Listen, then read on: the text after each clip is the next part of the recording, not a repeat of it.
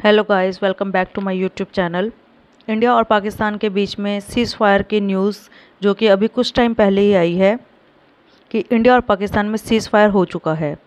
Donald Trump ने भी tweet करते हुए कहा है कि इंडिया और पाकिस्तान दोनों सीज़ फायर के लिए मान चुके हैं। जैसे कि इन्हें आदत है हर बात का श्रेय अपने ऊपर लेने का, इन्होंने ट्वीट किया है, I am please to announce that India and Pakistan have agreed to a full and immediate ceasefire. Congratulations to both countries on using common sense and great intelligence। यहाँ पर पता नहीं इन्होंने कैसे बहुत कंट्रीज़ की बात की। कॉमन सेंस सिर्फ पाकिस्तान को चाहिए, इंडिया में तो है ही। ये सब एक प्रोपेगेंडा के कारण भी हुआ है। पाकिस्तान दोपहर से कह रहा था न्यूक्लियर मीटिंग बिठाएंगे, उसके बाद फिर इनके रक्षा मंत्री ने मना कर दिया कि कोई न्यूक्लियर मीटिंग नहीं हो रही है। और अमेरिका वैसे ही न्यूक्लियर वॉर के डर से कंट्रीज़ को अपील करता है कि वो शांति बनाए रखें। यहाँ पर कह सकते हैं कि पाकिस्तान ने बहुत अच्छी गेम खेली है और यूएसए को मीडिएटर बनाकर सीज़ फायर करने की बात कही है। वो अलग बात है कि पाकिस्तान सीज़ फायर को कितना मानता है कितना नहीं मानता, लेकिन जिस तरह से इंडिया ने जवाब दिया है, इंडिया ने इन पर मिसाइल्स दागी है, ये पक्का रोते रोते यूएसए के पास गए होंगे कि बस हमें तो अब बचा लो, अब क्या होगा, हमारा सीज़ फायर करवा दो। तो आईएमएफ से पाकिस्तान को लोन मिला है $2.4 बिलियन का, जिसमें से $1 बिलियन अभी ही रिलीज़ कर दिए जाएंगे।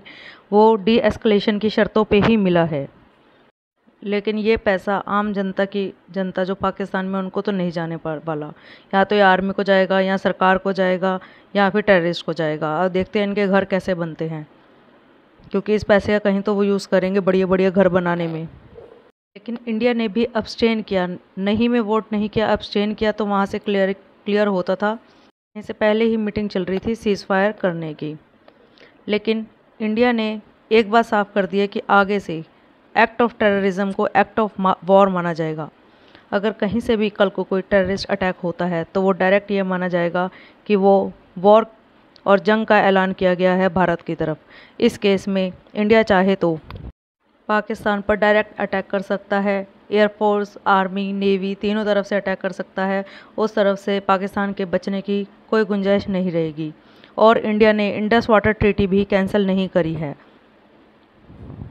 सिर्फ और सिर्फ सीज़ फायर मेंटेन किया गया है। जो पाकिस्तानी नेशनल्स वापस पाकिस्तान में जा चुके हैं और जो जाने वाले हैं वो जाते रहेंगे। Indus treaty water treaty cancel suspended ही रहेगी। और कल को अगर ये फिर से टेररिस्ट अटैक करते हैं तो उसे एक्ट ऑफ वॉर माना जाएगा।